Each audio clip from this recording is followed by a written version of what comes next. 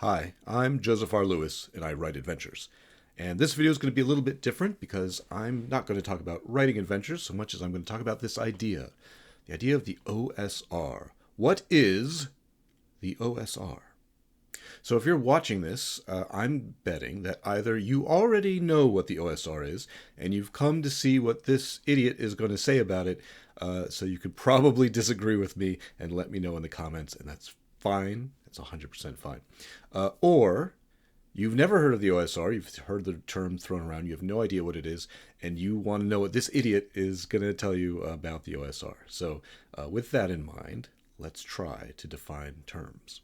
So first off, what do these letters stand for? OSR.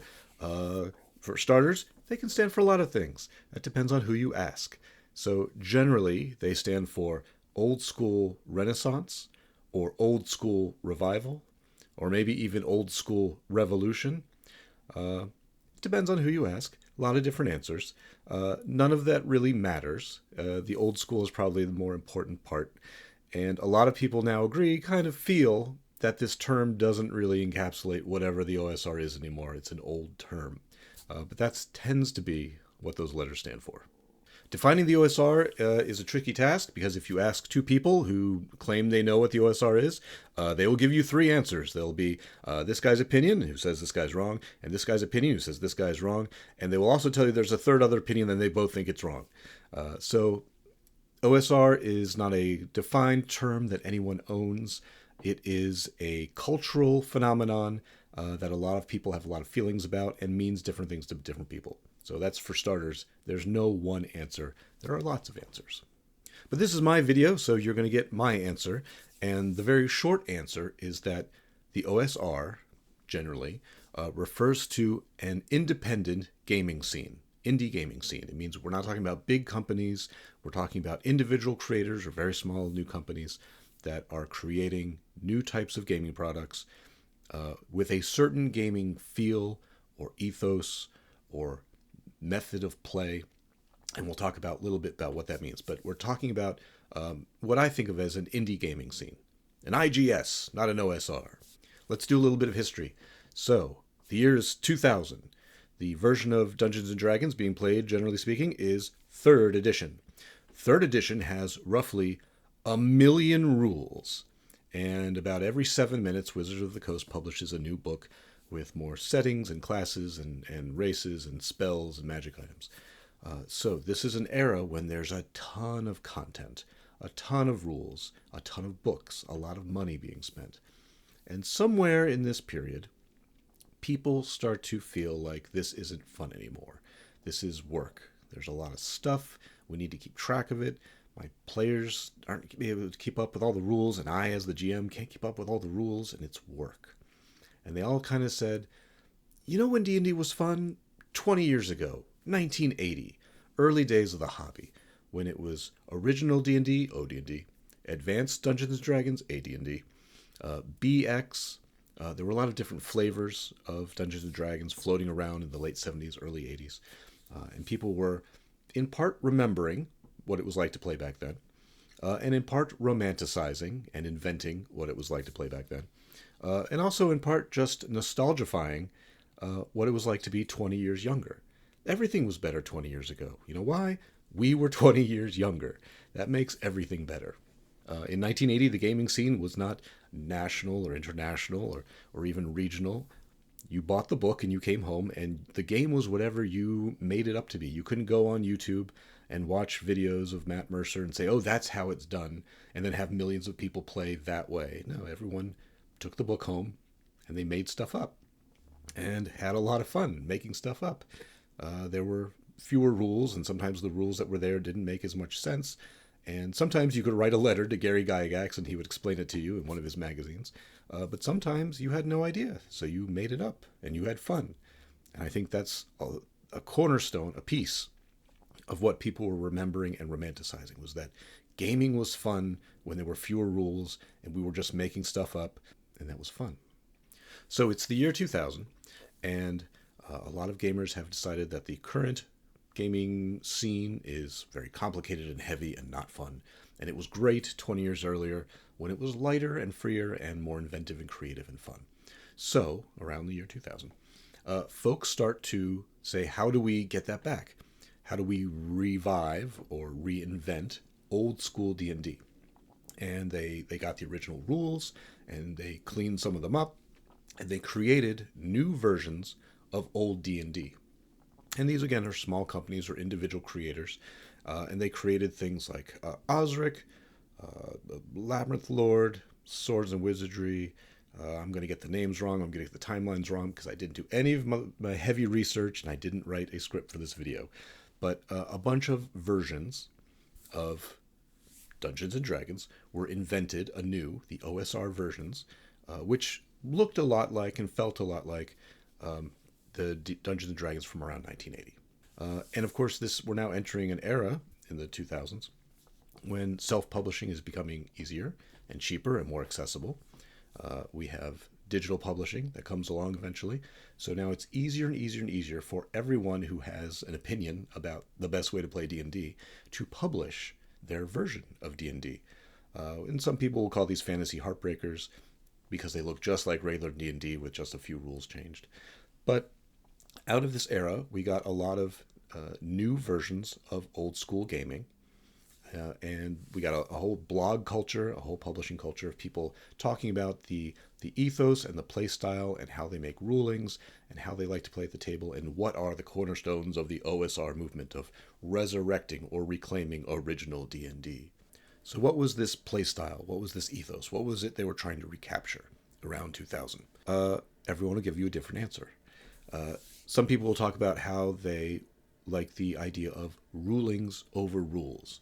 So instead of having a dense rule book that we all have to memorize and we're all beholden to, and we have a rules lawyer person who's always going to say, no, the rule book says it can't go that way, it has to go this way. Instead of that culture at the table, we have a culture of rulings, which is we have fewer rules written down, and when a strange situation comes up in play, the GM says, well, this makes sense and this makes sense, so my ruling in this situation is X. You roll for this, or I roll for that, or it just doesn't work. And generally speaking, whatever these rulings are, they reflect the values and the interests of the people at the table. So they all would agree on these rulings. They said, yes, that makes sense, and we'll try to do something like that again in the future if this ever comes up again, which it may not. So there was this sense of organic play that we're just going to figure it out as we go along. We're going to do whatever meets our expectations, whatever is fun for us. So if it's fun for us to be able to fall a great height and not die, then that's what we'll do. If it's fun for us to fall from a great height and explode on impact, then that's what we'll do.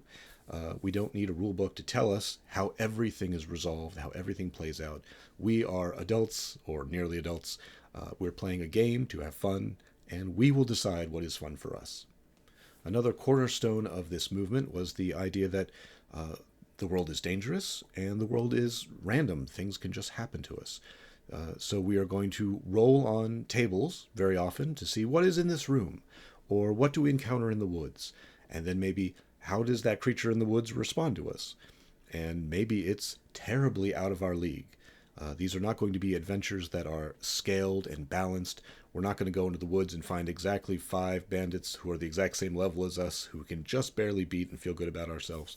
No, we might go into the woods and there's 16 dragons having a meeting and they kill us immediately. And we need to be smart and clever players. Like, we need to sneak up on these dragons, realize that there are 16 dragons, and probably run away. And then we can tell the tale about how we survived having seen 16 dragons. But the concept is we're going to go out into the world. The world is not meant for us. It is not balanced for us. It is not safe for us. It is not expectable or predictable. It's going to be unpredictable. It's going to be a little bit random. It's going to be maybe a lot lethal if we're not clever players. And that's where the fun and the excitement will arise from, because we don't know what's going to happen. No one knows what's going to happen. We are going to play to find out. Another concept that you'll hear people talk about sometimes is that the answer is not on your character sheet. And this is a feeling that we want to get away from the published editions, where you look at your character sheet and there are so many stats and so many abilities and so many skills and so many magic spells and so many items And we are going to, when it's our turn, we're going to look at our sheet like it's a gigantic menu, and we're going to try to figure out which of these little levers on my character sheet I can push and pull in order to make the situation go. And that kind of sucks some of the energy and the organicness and the reality out of playing this fantasy game. And instead, in the OSR scene, the indie gaming scene, we're looking for a simpler character sheet that has fewer buttons and knobs on it. And instead of having the character sheet or the character themselves being the one who is doing things, it's the player. The player is doing things. I'm the person at the table. I'm trying to have fun. So I look at my sheet, but I also use my intelligence as a human being. I imagine I'm in the situation. And instead of saying, well, which of these 5 video game options am I going to use, I can just say, I'm a human being. You know what? I want to try to crawl in through the window. And or I want to crawl across the floor on my elbows and then look under the door. And I shouldn't have to look at my sheet and say, do I have a crawling skill? Or do I have the ability to open windows? Or whatever it is. I should be able to use common sense, use my own creativity, and barely interact with my character sheet or even my character. I'm the one who's playing the game. So I'm the one who's interacting with the situation, and I'm the one who's rewarded for being clever and creative and engaging with the simulated reality. So those are a few of the keystone ideas of the OSR movement of the early 2000s. And of course, if you get 3 people in a room, you'll get 5 opinions about what that list should be and how much longer it should be and what should be on it. That's not important.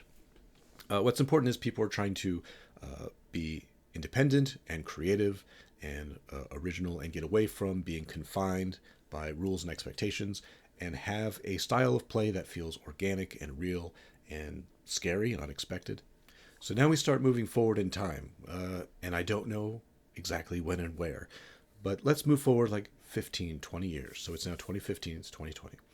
And at this point in time, independent publishing is very robust. It's very mature. We can publish PDFs. We can publish ebooks in various formats. We can also independently send our files off to some printer and get physical zines and books made. So now we can all be running small companies. In addition to people doing versions of D&D over and over again, people start to branch out wildly into different concepts of games. So there's a very diverse fantasy world of publishing, but there's also science fiction and horror and other genres that are all doing the same thing. So the umbrella term for all of this might be called adventure games. We're all just sitting down and telling a story, using dice or cards or something else to help drive the randomness. But all of these are independent creators who are experimenting with different ways to create games. What does it mean to play a game? What does it mean to win a game? What are the tools you can use? Do we have to use dice? Can we use playing cards? Can we use tarot cards? Could we use some other mechanic entirely? There's a huge landscape out there of games, some of which are very mature and well played and well reviewed, some of which are very experimental and maybe don't work so well. But there's a lot of originality and imagination going on creating all of these games. So if I fast forward to today, it's now 2026 somehow, what you'll find is a large landscape of small publishers or independent individual publishers like myself who are creating either entire game systems or content for other people's game systems, meaning adventures or supplements. And many of them are very cheap and easy to access. Sometimes they're free in electronic form. And sometimes they are very professionally made and they are somewhat expensive, but that's fine because they're high quality products. Some of these books are very nice. And what it means is that you as a gamer, if you want to go out into the OSR scene and find something, you will find a ton of things which look like new, weird, scary even versions of something like Dungeons and Dragons. And sometimes the gameplay is aimed at something different. So if you're used to playing for experience points, so you can level up, there are games where there are no levels. You play to acquire things sometimes. So you might play to acquire your magic flute and your magic sword. So it's kind of like Zelda. You can do whatever your stuff does in some games. But we have so many options now. So if you go to your friendly local gaming store, there very well may be a wall or a shelf or even larger section, which they may call the independent section or the OSR section or something like that. And what you will see are usually very small booklets, sometimes bigger books, but covering a huge range of genres and content, but also gameplay styles and gameplay intents and outcomes. And it's a huge, huge landscape. There's no way for me to even try to give you a sense of all of the options that are out there. Maybe I'll do additional videos where I just talk about things that I know personally and that I like, but I just want to give you this idea that there are scores, hundreds, thousands of independent publishers who are creating game systems and content for those game systems, which are radically different from playing Dungeons and Dragons. And this could mean getting free PDFs on drive-through-RPG or itch.io. There are lots of websites or people's individual blogs. There's tons of content out there that people are publishing freely or for probably very reasonable costs. There's a huge, colorful, inventive, imaginative landscape full of new types of games, which are the distant descendants of Dungeons and Dragons. So when a modern person says OSR, I have no idea what they mean. A modern OSR person could be saying, remember back in 2000 when we reinvented 1980s D&D? That could be what they're still talking about today. They could be saying, I'm still playing D&D from the 1980s, and nothing has changed in 50 years. Or they could be someone who just got their rewards from a Kickstarter that ran last year, and they're excited about a new game that's set in a radical, newly imagined world with strange new races and classes you've never heard of, and completely different stats. Maybe there's only 3 stats, and instead of rolling your standard polyhedral dice, they're throwing dice pools that they build depending on their capabilities. And that could be OSR too. So this video has gone on very, very long, and I'm very, very sorry for that. But I hope this has helped to give you an idea, a beginning picture of what OSR means today in 2026. It means a lot of things to a lot of people. It has evolved a lot over the last quarter century. It's probably the wrong word for what the scene is today, which I think should be something like the indie gaming scene or the adventure game scene. So I encourage you very much to, if you are interested, seek out whatever it is the OSR means right now and discover these new games, pick up these new books, engage with these people, these writers and publishers and artists. There are a lot of wonderful people, very creative people, and I think you will discover some amazing games and amazing experiences that you can have with your friends at the table. All right, I'm sorry, I've said too much. I hope you all have a great time exploring and discovering the OSR, and I will see you soon. Good luck out there.